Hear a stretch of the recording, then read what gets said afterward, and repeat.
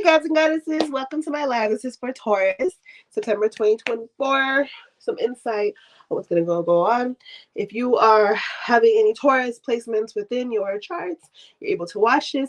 And also cross watchers are very welcome. Cross watchers being people who may have a crush or love or just have a friend who's a Taurus and want to hear some news for them. So feel free to watch. And if you want a full overview, feel free to watch all my readings within this playlist. What else? Like this video if you enjoy my vibe. Also, feel free to share if you care. Comment, let me know what you enjoyed. Comment, let me know what you enjoyed, and also make sure it's positive. Positive vibes only, honey.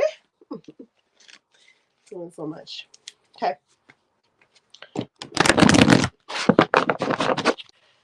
Okay.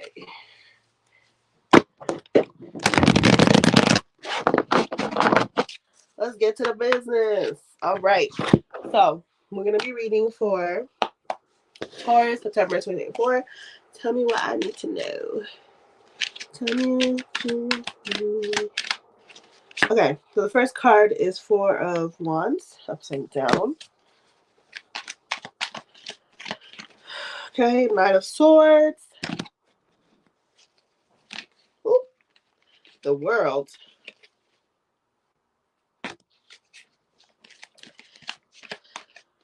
Last card is a Death card, Scorpio energy. All right.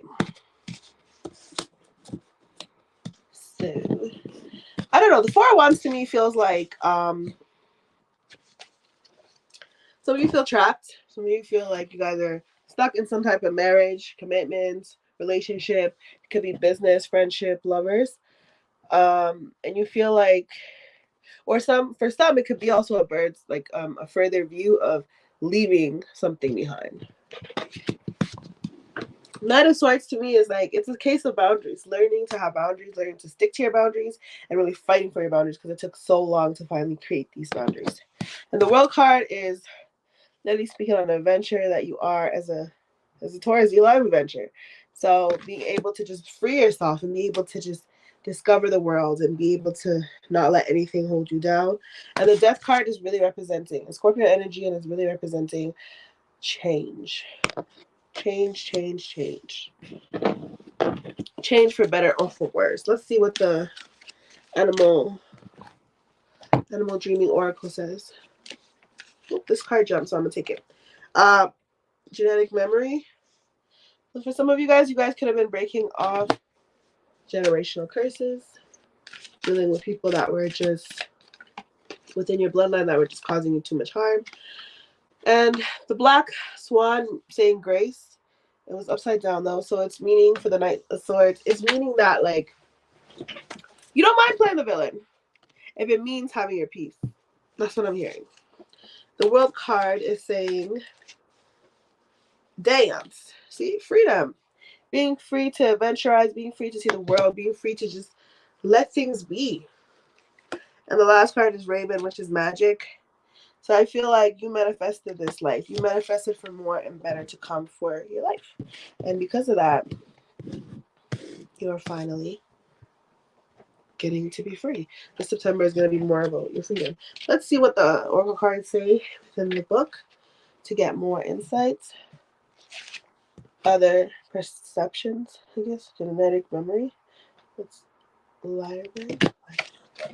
Where is it? Number one. Oh, it's number one card. Number one card. Okay. So it's upside down. It doesn't really say it's upside down, but I'll read the whole thing. I don't mind. Library supports the concept of genetic memory through its ability to remember the forest sounds of over 200 years ago, flawlessly mimicking repetitive, I think I'm saying it right, sounds. The older bird passes on to their young the sound they were taught by their parents, thus literally handing on sacred lineal knowledge to the next generation. The young instinctively learn the sounds almost as if they are hearing them through their ancestors' ears. What did I say? I said y'all breaking some generational curses or going through some generational curses that are causing y'all some mayhem. Awareness of genetic memory is often confused with the gleaned from past lives. The notion of past lives advocates that we have all had life experiences in other time periods. It also leads itself into the possibility that we may have lived the lives of notable people from history. Many speak of recalling their past lives, remembering firsthand that their lives as a famous person in a familiar historical setting. Accounts of children recalling life memories outside the realms of physical possibility are being documented more and more these days. Liebird invites us to ponder the thought that instead of these being personal memories, might they not be the memories of our ancestors? Experiences passed on genetically for us to access and to learn from in our current lifetime. Within every individual soul that collectively makes us whole reside the keys to the unlocking of the memory of past experiences passed from one generation to the next. Such memory is inherited and genetic in nature. Genetic memory represents all that we have ever been. It embodies all that we have ever experienced, all that we have ever encountered, and all that we have ever understood. It represents all that our body inherently recognizes without explanation. Knowledge that cannot be justified or rationalized. It is a fair agreement. Therefore, that our body remembers the memories of everything ever witnessed by us since the beginning of time. If the lion bird has flaunted this way into your cards today, you are being primed for a time of great remembering. The ancestors are calling to you from the void to remember a connection shared or a lifetime had in a period long gone.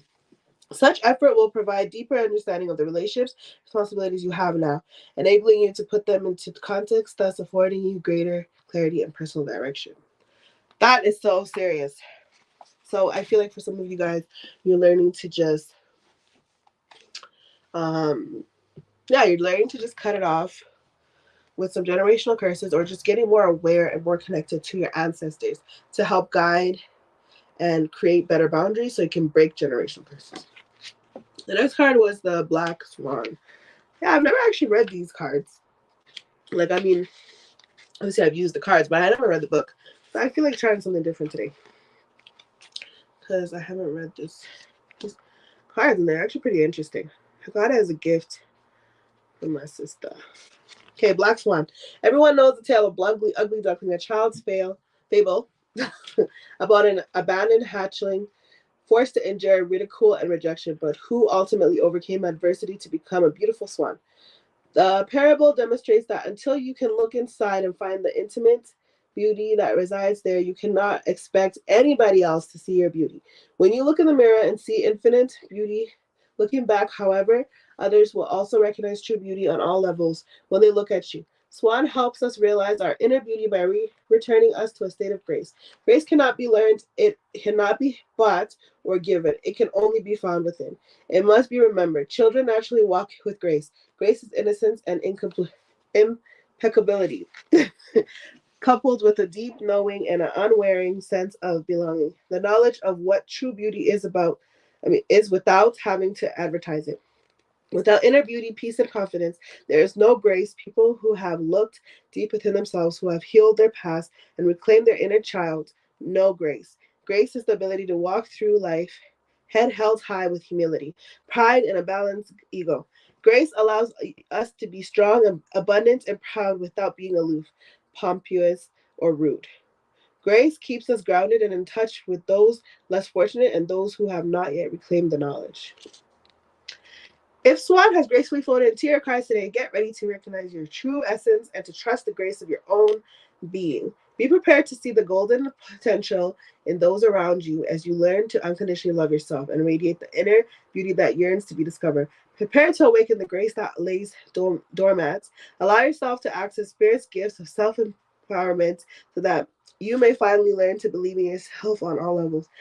Ready yourself to transform your sense of abandonment into mystery so that others may be drawn to you in awe and wonderment instead of being turned away by fear and confusion. Allow your inner beauty to emerge and the world will applaud and shower you with reward. That is Swan's promise to you. I believe that's so true. Um, this is honestly one of my favorite cards in my whole deck because Black Swan really relates to my life story. But either way, That's one is a beautiful card.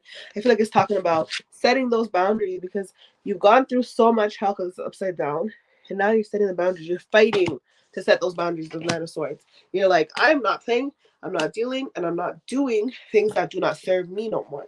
And in doing that, you're actually getting to be free. Taurus, you'll be able to just let go and let God, Creator, Source, or Universe to do the things that you need.